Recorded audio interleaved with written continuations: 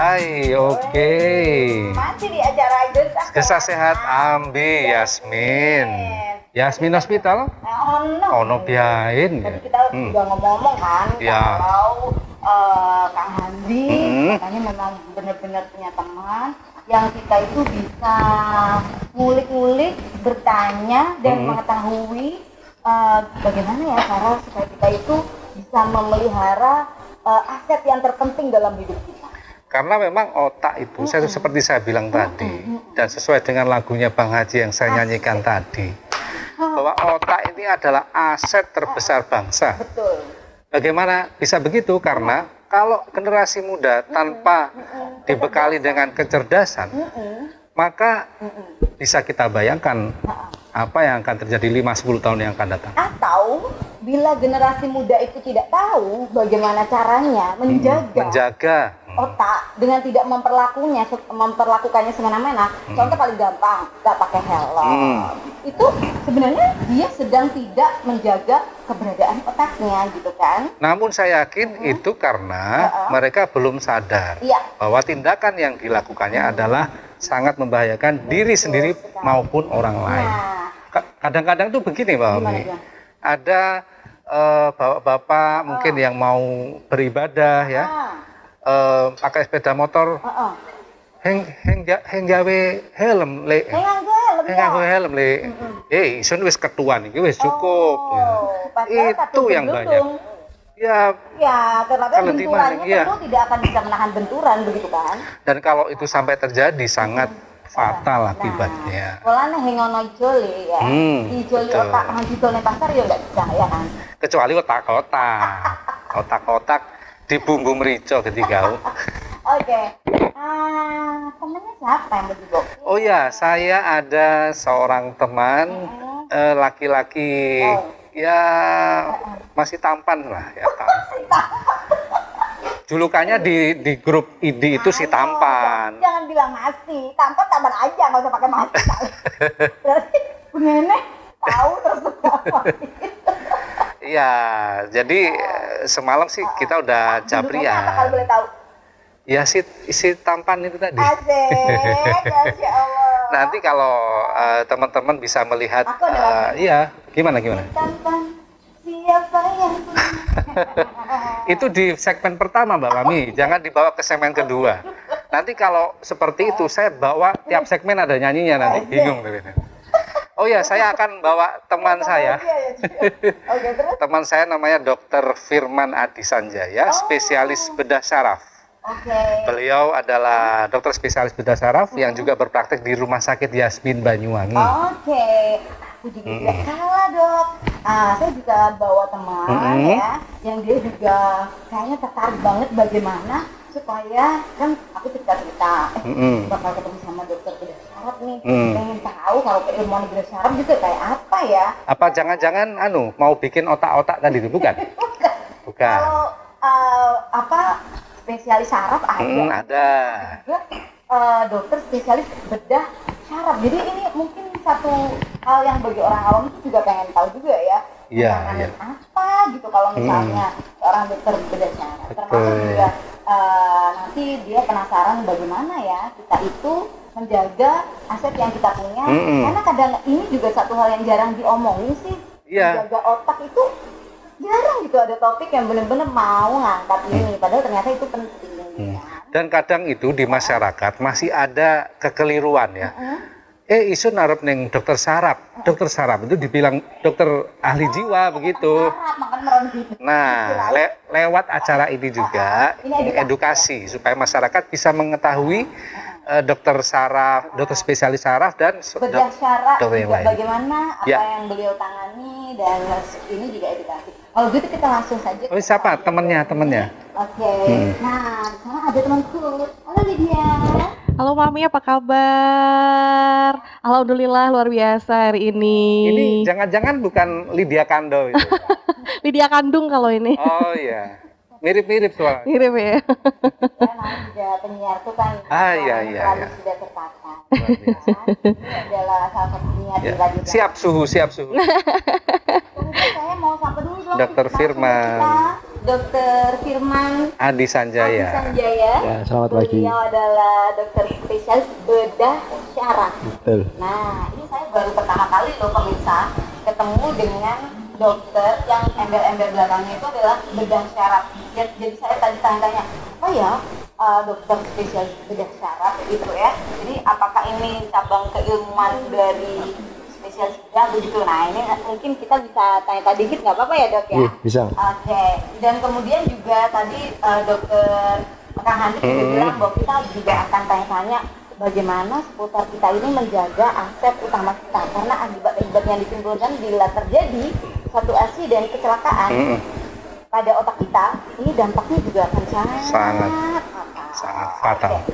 Nah dok, ini kesempatan yang baik, kalau boleh tahu mungkin seperti dia tahu juga tuh sama dokter bedah syaraf apa juga, sampai aku baru pertama kali. Aku baru pertama ini dengar bedah syaraf.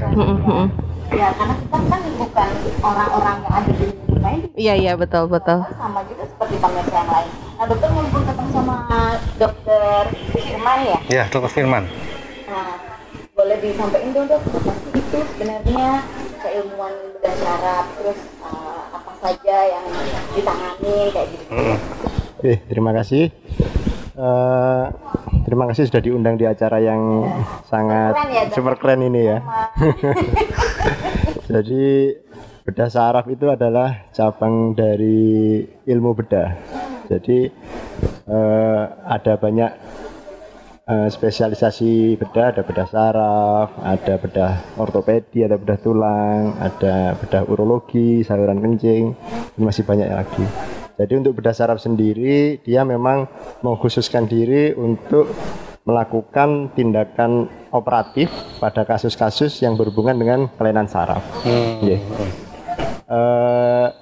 Kelainan saraf itu bisa karena terjadi trauma, bisa karena kalau yang sering pada masyarakat mungkin stroke itu ada yang operatif, ada yang non operatif seperti itu. Jadi ada juga penyakit-penyakit bawaan. Penyakit-penyakit bawaan artinya penyakit kongenital. Jadi bayi lahir dengan kelainan pada susunan sarafnya. Udah bawaan dari lahir. Dari lahir ada kelainan bawaan yang memerlukan tindakan pembedahan. Itu dilakukan oleh dokter bedah syaraf. Iya. Atau juga ada juga penyakit-penyakit yang berhubungan tumor di susunan saraf. Jadi ada tumor-tumor, karena tumor itu bisa tumbuh di semua bagian tubuh manusia, termasuk di jaringan saraf. Iya. Ya, jadi gambaran umumnya seperti itu.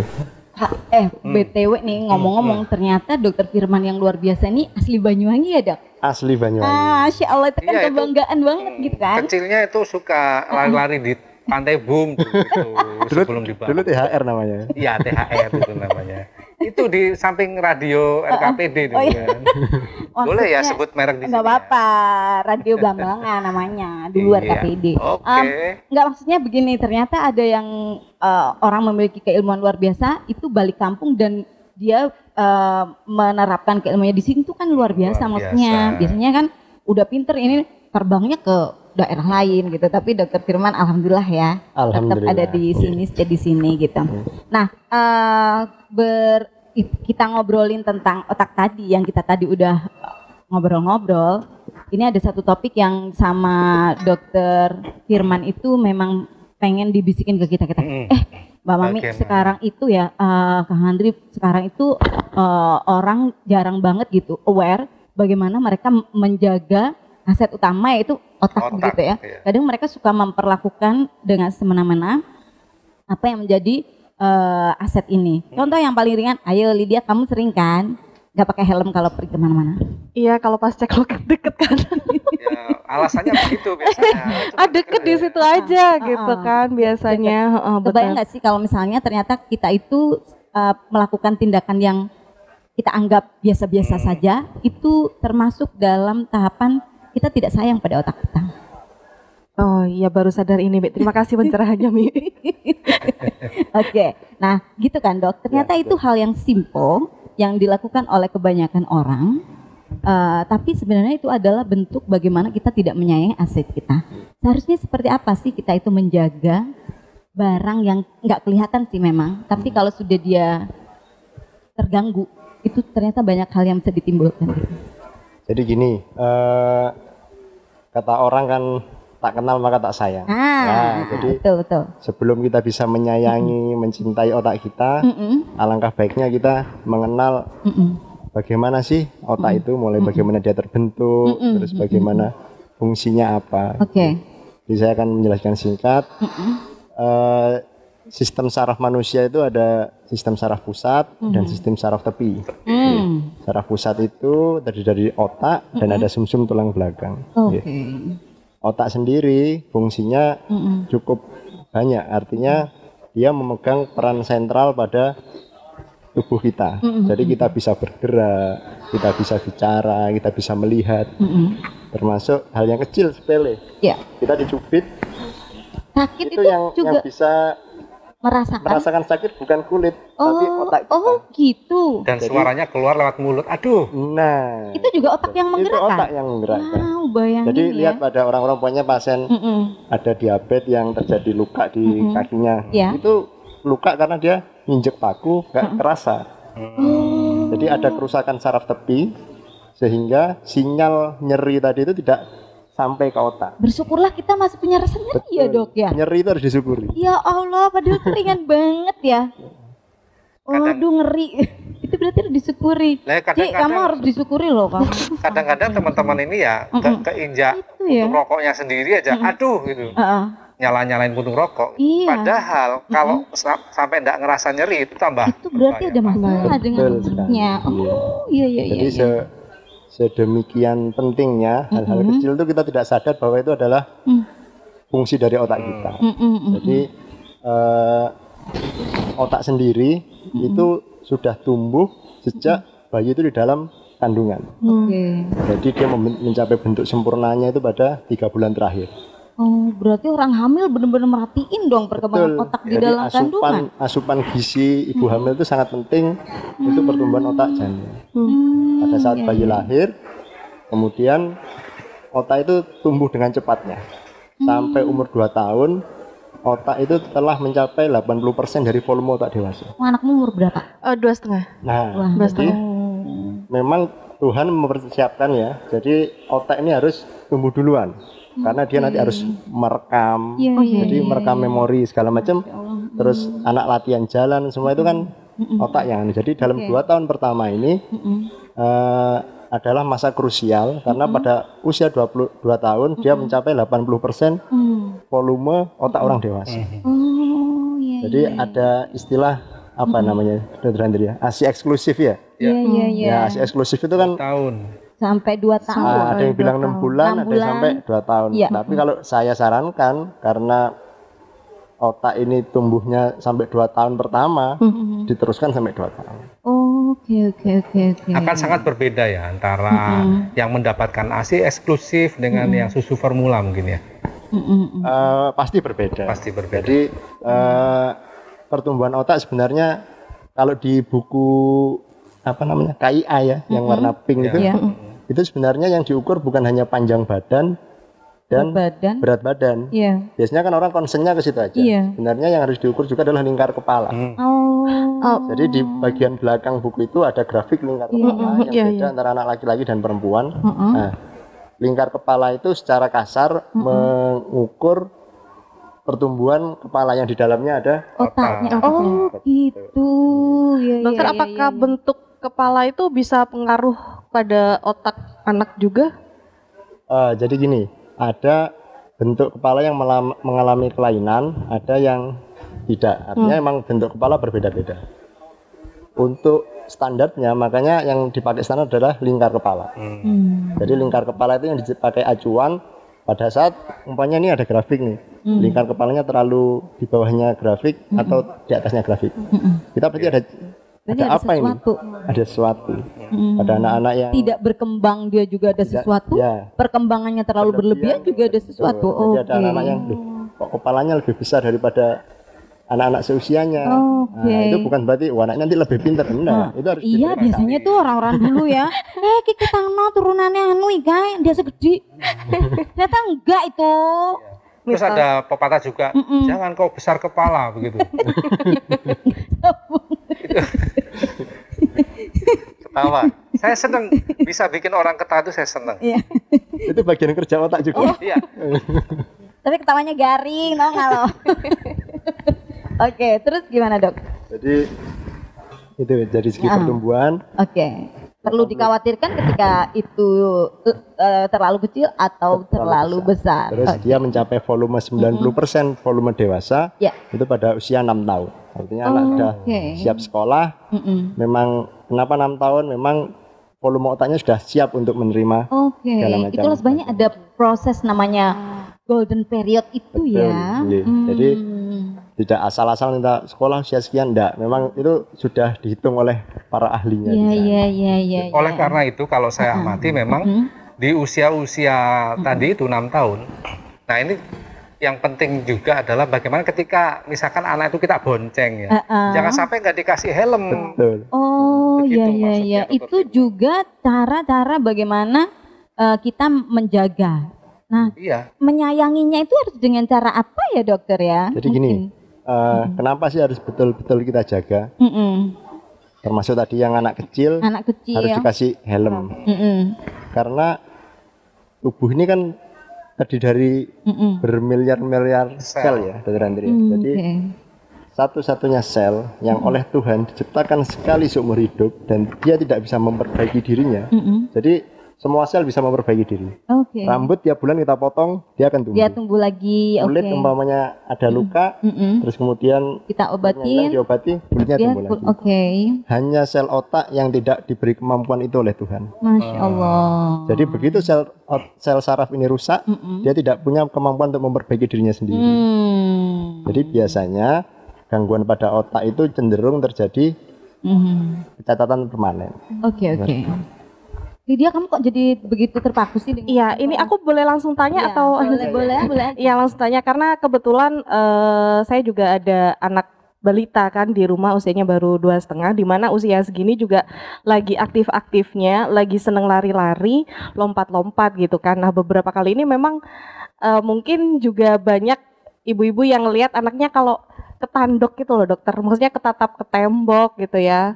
Nah, lincahnya kadang anak. Karena saking aktifnya, saking lincahnya, maka ketika ketandok itu tadi, apa sih bahasa Indonesianya ketandok? Ketandok itu bukan ketanda. Kebentur ya. Jadi kalau misalnya anak kita kebentur, jatuh gitu, apa hal pertama yang harus kita lakukan sebenarnya dokter? Kalau misalnya anak-anak orang tua zaman dulu kan ditiup-tiup, terus dikasih rambut gitu, apakah betul untuk penangannya begitu ya? Terus rambutnya panjang tuh dioser-oser. Iya. Biar kempes katanya begitu. Alami juga ya dok. Alami juga. Saya tahu kenapa alasan dokter memilih bedah syaraf kan dulu waktu karena waktu itu dioser-oser. Itu sih. Jadi gini, karena spesialnya otak ini sebenarnya dilindungi oleh berlapis-lapis jaringan. Jadi walaupun dia terbentur, sebenarnya kulit kepala aja itu terdiri dari 5 lapisan. Jadi 5 lapisan kulit kepala, terus di bawahnya masih ada tulang tengkorak yang melindungi otak itu ada 3 lapisan masih. Di bawahnya lagi ada selaput otak 3 lapisan lagi. Di bawahnya masih ada cairan yang menjadi begitu istimewanya itu sama Tuhan dilindungi sedemikian rupa. Pada saat terjadi benturan itu biasanya yang kelihatan sekali di kulit kepala.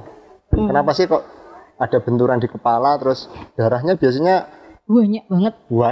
Akan beda. Jadi kepala yang kecil ini karena fungsinya yang vital dia memperoleh 20% bagian darah yang keluar dari jantung. Jadi walaupun porsinya kecil, darah yang keluar dari jantung 20% dialokasikan ke kepala. Jadi begitu ada benturan terus keluar darah itu ngucurnya Masya Allah gitu ya. Nah, ada sisi positifnya sebenarnya dengan darah yang banyak, karena di dalam darah itu ada yang namanya zat-zat pembekuan darah. Dengan darah yang cukup banyak tentu zat pembekuan darahnya juga banyak. Jadi kalau ada anak kebentur darahnya banyak, cari aja sumbernya, tekan. Jangan dia akan berhenti sendiri, nggak usah panik. Jadi nggak usah panik, tekan aja, dia akan cepat sekali berhenti. Beda dengan darah yang di tangan atau di tempat lain biasanya agak lama berhenti. Bersihkan, ditekan dia akan berhenti. Terus yang perlu kita evaluasi adalah ada teraba ini enggak umpamanya benjol gitu. Kalau benjol mungkin enggak apa-apa. Apa? Kayak kretek. Gitu.